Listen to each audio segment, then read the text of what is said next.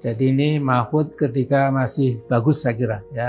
Tetapi Mahfud yang sekarang sudah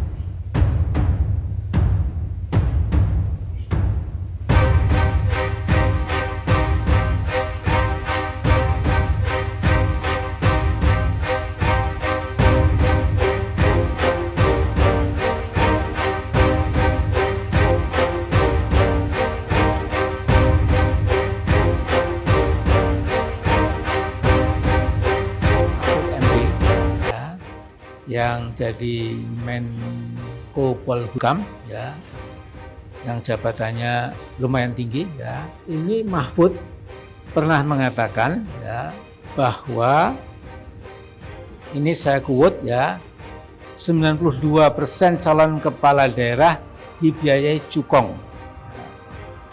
Dan kata Mahfud lagi, ini saya quote ya, di mana-mana calon itu 92% dibiayai oleh cukong dan sesudah terpilih itu melahirkan korupsi kebijakan. Jadi ini Mahfud ketika masih bagus saya kira ya, masih omong secara jujur ya. Tetapi Mahfud yang sekarang sudah agak berbeda, jauh berbeda. Assalamualaikum warahmatullahi wabarakatuh. Salam Nusantara, salam sejahtera untuk saudara-saudaraku, sahabat-sahabatku sebangsa dan setanah air dimanapun Anda berada. Mudah-mudahan Anda semuanya, kita semuanya selalu di dalam naungan dan lindungan yang Maha Kuasa. Amin ya Rabbal Alamin. Pepatah mengatakan, gajah di pelupuk mata jelas kelihatan, kuman di seberang lautan tidak kelihatan. Sebaliknya ya. Ya pokoknya pepatah itulah, semua tahu artinya. Atau ada juga yang mengatakan bahwa ngomong itu memang gampang gitu ya. Istilah yang lain, lidah tidak bertulang. Itu juga pepatah yang saya kira tepat untuk menggambarkan apa yang disampaikan oleh Mbah Amin Rais tadi gitu ya. Mbah Amin Rais, salam hormat untuk panjenengan. Bagaimanapun panjenengan adalah salah satu tokoh kesepuhan di negara ini. Tokoh yang diharapkan petuah-petuahnya, nasihat dan saran-sarannya bisa menyejukkan situasi dan kondisi bangsa ini. Itu saya kira tugas utama dari para kesepuhan bangsa, siapapun ya, termasuk Mbah Amin Rais, mestinya begitu. Nah, akan tetapi kalau kita perhatikan dari waktu ke waktu, apa yang disampaikan oleh Mbah Amin Rais menurut saya belum memenuhi kriteria sebagai seorang kesepuhan yang menyejukkan. Akan tetapi justru sebaliknya, kalau kita cermati dari event-event politik sejak 2014, 2019 sampai hari ini masih banyak statement Mbah Amin Rais. Statementnya selalu membakar emosi, selalu memperkeruh suasana kalau menurut saya. Bahkan pada titik-titik tertentu sangat membahayakan keutuhan negara kesatuan Republik Indonesia ini. Contoh,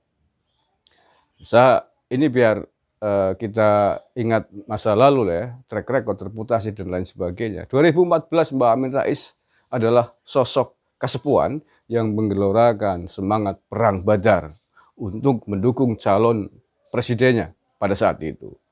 Capres yang Mbah Amin Rais usung ketika itu tidak lain adalah Pak Prabowo Subianto untuk melawan Pak Jokowi pada babak pertama 2014. Semangat perang Badar dihembuskan oleh Mbah Amin Rais untuk menyemangati para pendukungnya bahwa seolah-olah momen politik Pilpres saat itu adalah momen peperangan. Perang Badar, orang yang berada di kubunya adalah orang-orang mujahid, orang-orang Islam, kelompok yang dicitrakan sebagai orang-orang ada di barisannya Rasulullah Shallallahu Alaihi Wasallam, sehingga lawan politiknya otomatis akan dicitrakan, disudutkan sebagai orang kafir. Kan begitu, perang Badar kan begitu, perangnya pasukannya Rasulullah dengan perang orang kafir. Nah, dalam konteks itu, artinya Mbak Amin Rais sedang menggiring bahwa sedang terjadi peperangan antara kelompok hitam dan putih. Kelompok putihnya adalah kelompoknya dia sendiri dan seluruh koalisi partainya, dan hitamnya adalah pasukannya Pak Jokowi. Kan begitu, konotasi pemahaman mudanya kan begitu. Ini kan sangat berbahaya. Nah, itu contoh ya, contoh berbahaya. Artinya ini kalau rakyat Indonesia goblok semua, pasti akan mudah meletus peperangan karena ada semangat perang benar melawan ketidakbenaran. Ada semangat perang muslim dan kafir.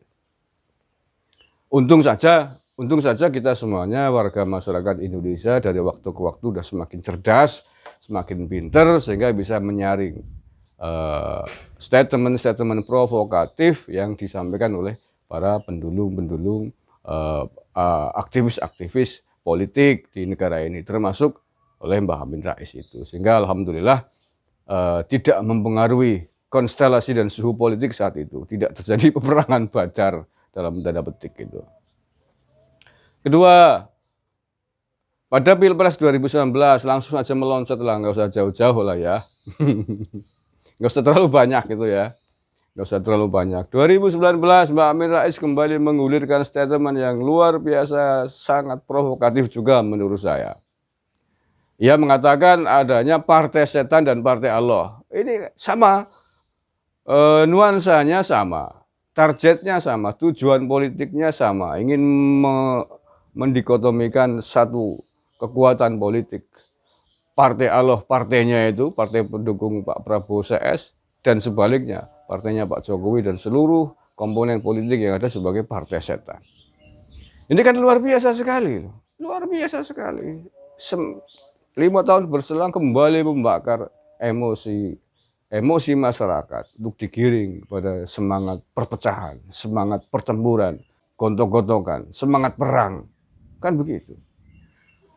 Nah, sekali lagi, alhamdulillah kita semakin dewasa, semakin tahu siapa yang benar, siapa yang salah, siapa yang patut diikuti, dan siapa yang tidak patut untuk diikuti. Kecuali orang-orang yang akalnya terbatas memang. Orang-orang yang sudah dicuci otak oleh kelompok-kelompok tidak bertanggung jawab, sehingga kemudian ikut-ikutan terbakar dengan apa yang diprovokasikan oleh Mbak Amin Rais itu. Contohnya ada Neno Warisman. Dia juga ikut-ikutan memprovokasi massa dengan kalau kalah jago saya, siapa lagi yang akan menyembahmu? Masya Allah, seolah-olah kubunya Pak Jokowi itu kubu orang-orang yang tidak menyembah Tuhan. Yang menyembah Tuhan itu kubunya dia gitu.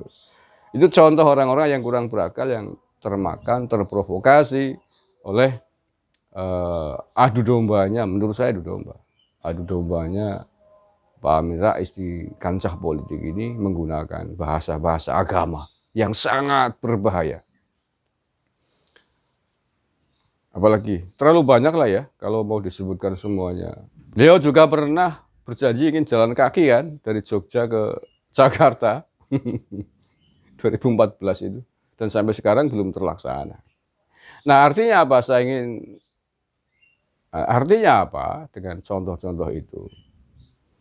Artinya saya ingin menunjukkan Mbak Amin bahwa terkait pepatah yang di awal saya sebutkan, gajah di depan mata tidak kelihatan, kuman di seberang lautan jelas kelihatan, gitu kan kata Bang Haji Roma Irama. Lidah tidak bertulang. Gitu. Artinya apa? Panjenengan itu menurut saya perlu merenungkan peribahasa itu untuk mengkritik orang lain. Mencari-cari kesalahan orang lain memang sangat mudah ya. Tetapi bahwa untuk menyadari siapa diri kita sendiri, apa yang pernah kita lakukan bagi bangsa ini, itu ya. Mohon maaf Mbak Amin, bukan sedang menggurui panjenengan kesepuan. Saya masih muda. Setidaknya dibanding panjenengan saya masih jauh lebih muda gitu. Tapi bahwa kita diperintahkan untuk saling watawasau bil haq, watawasau bis sabr. Saling mengingatkan. Maka saya ingatkan, Karena begini, dengan reputasi dan track record panjenengan yang ada itu, maka menurut saya sangat kecil pengaruh merubah situasi politik yang ada saat ini. Yang ada justru sebaliknya, lebih banyak memperkeruh suasana, lebih banyak tambah carut marut, tambah nggak karu-karuan, tambah panas. Itu sejauh yang saya amati, Pak Amin Rais, Nyun Sewu.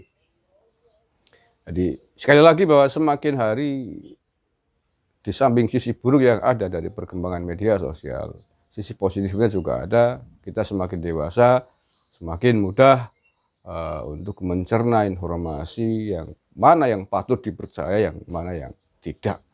Gitu. Jadi saya yakin tidak apapun yang hari ini Mbak Amin Rais sampaikan tidak terlalu mempengaruhi konstelasi politik di tanah air ini. Kecuali kelompok mereka yang memang selama ini sudah kental dengan bahasa-bahasa agama, saya kira tanpa dibakar oleh Mbak Amin pun mereka sudah membakar dirinya sendiri. Jadi, tidak perlu, itu tidak terlalu mengkhawatirkan. Hanya yang perlu dilakukan saat ini adalah ketegasan aparat pemerintah untuk menindak mereka, untuk menangani mereka, kelompok-kelompok intoleran yang akan menjadi bibit-bibit radikalisme, menjadi bibit-bibit intoleransi, terorisme, dan seterusnya. Saya kira itu vlog saya hari ini, mudah-mudahan ada manfaatnya. Sekali lagi mohon maaf Pak Amin Rais, sebaiknya panjenengan sebagai seorang kesepuan, bergabunglah menjadi kesepuan-kesepuan yang berharga, yang menyejukkan bangsa ini, yang menyiramkan air dingin di negara ini atas polemik dan kondisi yang ada. Saya kira itu lebih baik daripada terus-menerus membakar, memprovokasi massa atas situasi yang ada. Terima kasih, kurang lebihnya mohon maaf. Billahi taufiq wal hidayah wa ridha wal inayah wallahul muwaffiq ila aqwamit thoriq. Assalamualaikum warahmatullahi wabarakatuh. NKRI harga mati.